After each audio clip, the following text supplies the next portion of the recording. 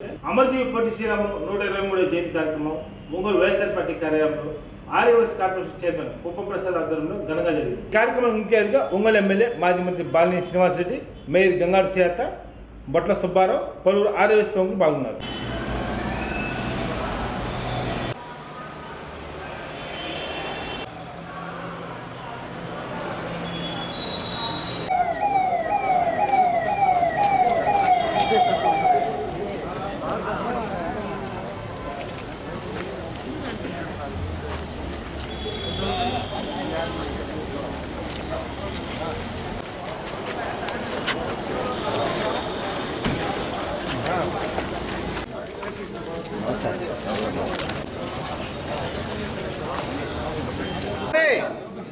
ప్రసాదం వెనక్కి జరగండమ్మా.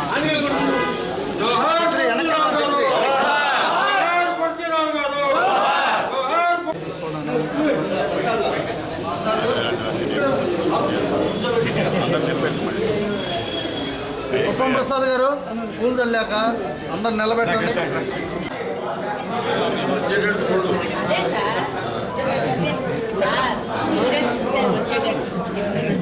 ప్రసాద్ గారు సార్ నిలబెట్టండి.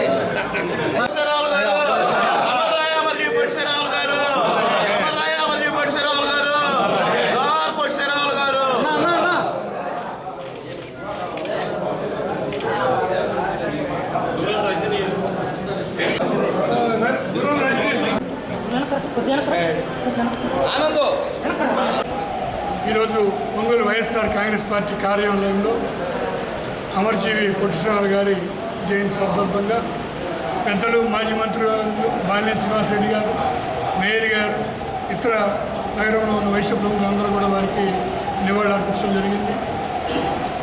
ఈ ప్రపంచంలో 58 రోజులు ఆమరణ నిరాహార దీక్ష చేసి ఒక ఆశయం కోసం చనిపోయిన వ్యక్తి ఎవరు ఉన్నారంటే అది ఒక పొట్టి శ్రీరాములు గారే. ముఖ్యంగా ఈ రాష్ట్రం వారి గుర్తుగా ఏర్పడింది. గత తెలుగుదేశం గవర్నమెంట్లో జూన్ 2వ తేదీ ఆంధ్ర రాష్ట్ర అవతరణ చేస్తూ ఉంటే జగన్మోహన్ రెడ్డి గారు పాదయాత్ర చేసే టైంలో వయసులందరూ కూడా నవంబర్ 1 ఆంధ్ర రాష్ట్ర అవతరణ చేయించాలి, అమర్జీవి పొట్టి శ్రీరాములు గారి గుర్తుగా చేయాలన్న పిమ్మట వారు చేయటం, వారి జయంతులు వర్ధంతులు కూడా అధికారికంగా జగన్మోహన్ రెడ్డి గారు ఇవ్వటం ఈ ఆర్యవైశ్యులు అందరూ కూడా చాలా సంతోషంగా ఉన్నారు. ఒంగోలులో వాసన గురించి చెప్పాలంటే ఎప్పుడు ఆర్యవైశ్యులకి అండగా ఉండేటువంటి వ్యక్తి. ఆరామ క్షేత్రంలో విషయంలో కానీ, గోశాల విషయంలో కానీ, కొద్దిగా దోసే గారి విషయంలో కానీ ఆర్యవైశ్యులు ఏ పని మీద వచ్చినా తన సొంత పనిలా ఫీల్ చేసేటువంటి వ్యక్తి బాలినేని శ్రీనివాసరెడ్డి గారు.